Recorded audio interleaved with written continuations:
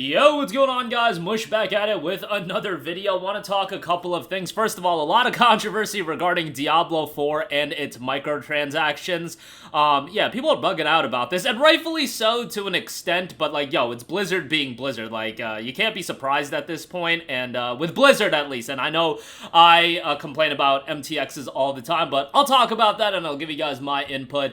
And then a big EGS exclusive, timed exclusive, is making its way on over to Steam. I hope you enjoyed spending your 7 or 8 figures, Epic Games, because I don't know if it was worth it, but we'll talk that at the end of this video. First of all, Blizzard, as noted on Games Radar, I'll leave a link in the to the article in the description box below. They're charging $30 for portal colors in Diablo 4, and they're also charging $20 for different color portals, $30 for the bundle, I believe it is. Yeah, the bundle is $30. Egregious microtransaction practices by Diablo 4. Diablo 4 is one of those games that implements the trifecta of greed, as I like to call it. And look, greed might be a stretch, but like, yo, in Blizzard terms, I think it's like, it's apropos. And what is that trifecta of greed? The trifecta of greed is a $70 price tag. It is baking in early access to the deluxe edition of the game, and then on top of that, having microtransactions. I think if you have all three of those, like, you're popping off with the greed there, brother. You know, gaming is a business. Let's get it real. And like, one of my boys will always make this argument whenever I complain. Like, he watches my videos regularly, and he's like, bro, you complain about all of these things in gaming and people trying to make money, but he's of the mindset that you always have to remember that gaming is a business, and obviously they're gonna try to make as much money as possible, and if people are gonna spend money and then so forth, they're gonna continue selling this content that people are spending money for. And I get what he's saying, but that doesn't lessen my ability to at least complain about it and rage on the internet, which you guys seem to enjoy listening to from time to time. Diablo 4 is egregious in that sense that you are already gonna get a ton of money off this game for your $70. Then you're selling like horse armor and all this nonsense, and you're selling more microtransactions and everything like that, early access baked into it, and Diablo 4 isn't a game that I got super into or anything like that, but the general consensus seems to be that people were into it when it initially came out, and then it tapered off very, very quickly after that. But you know, they did drop the game on Steam as well, and Blizzard get a Blizzard, you know, as far as this is concerned. And ultimately, like, I see how people are with microtransactions, and as much as I hate it, I hate some of the practices in gaming these days and monetizing these games to the nth degree. I understand it because while I complain about it online, while my viewers are probably like, yeah, this is whack, and you guys are in agreement with me, I also see it from the lens of them, and I see how others react to it, a more casual consumer, which I do imagine the more casual consumer does outnumber the hardcore nerds like me. Like, I'm just saying, like, I think the casual consumer does outnumber people like me. Like, I'll give you guys an example. One of my buddies saw the rave with Helldivers 2. He bought the game, he played one game, and he was just like, damn, this game's a lot of fun. Immediately, I kid you not, immediately spent $20 on the game. And he's like, I need the Steel Veterans Battle Pass. Like, literally, I was in disbelief to an extent, but I've seen this so many times with various people in my life that I'm just like, you know what? This is what happens when you've got disposable income to a degree where you don't really care. $20 is nothing to you, whereas $20 to a lot of people is just like, why would I spend another $20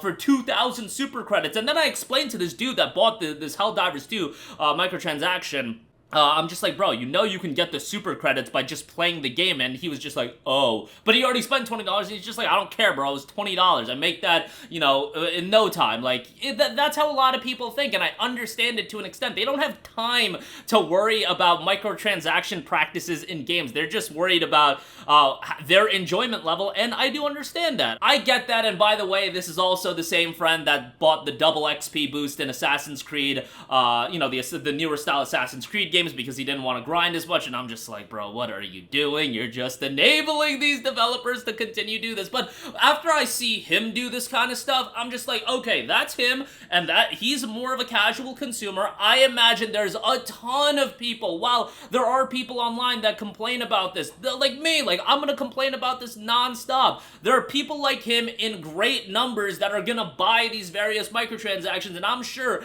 they make a killing. Like, just imagine from a Ubisoft cost standpoint, how difficult do you think it is to create a time saver double XP boost? It's no work at all, and if you sell that to even 50,000 people, that's $500,000 of revenue just right off the rip from doing like barely anything, from implementing a standard feature that's been in gaming forever with like cheat codes and things like that. Like, that takes them no time whatsoever. Time savers, like, get the hell out of here, time savers.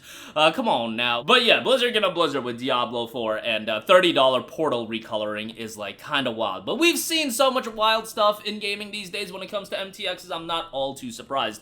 Moving on from that, another practice in gaming that I'm not crazy about on PC is, in fact, Epic Games Store exclusives. I don't have a big problem with them publishing a game like Alan Wake 2 and then keeping it exclusive, because guess what? That is a game that they funded, they did the publishing for. I'm not a fan of the third-party exclusivity agreements for games that just lock away the game on another platform for X amount of time. Sony does it with like Final Fantasy VII Rebirth, and Epic Games does it with various games, notably Dead Island 2, that did come out last year, and it will be coming to Steam in April of 2024, and I just don't know how this game did on the Epic Games Store, given that, you know, EGS probably paid a pretty penny to get this game as an exclusive, and was it worth it? Was the return on the investment worth it? I don't know. I believe this deal with Epic Games Store and Deep Silver was done for a couple of games. Remember that Deep Silver has published quite a few Epic Games Store exclusives. Dead Island 2, Metro Exodus, Saints Row, just off the top of my head. Payday 3, I believe, was published by Deep Silver. That was not an Epic Games Store exclusive, so maybe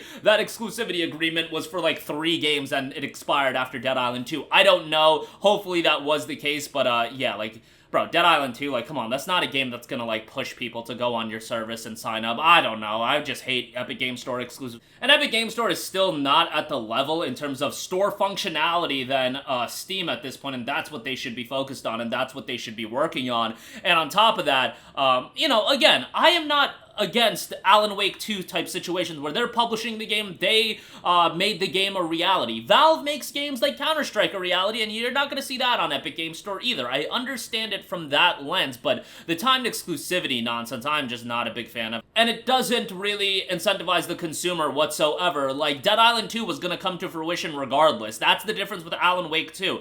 Dead Island 2 was going to exist whether or not EGS was involved. EGS just paid Deep Silver quite a lot of money to have that game as a timed exclusive. Alan Wake 2, I don't know if that game would have existed. Probably it wouldn't have, you know, if Epic Games didn't get involved. But nonetheless, that's going to do it for me. Again, Diablo 4 has got some wild microtransactions. It is what it is. I mean, I'm going to say the same stuff over and over again. Yes, it's absolutely whack, but people buy it, and I've seen it firsthand with people that I know buying double XP boosts in Assassin's Creed, buying microtransactions for a game after playing one game in said game. It's just wild to me, but nonetheless, there you go with that. And Dead Island 2 will be headed to Steam in April of this year. That's going to do it for me. Let me know all of your thoughts in the comment section down below, and I will catch you guys in the next one. Peace out.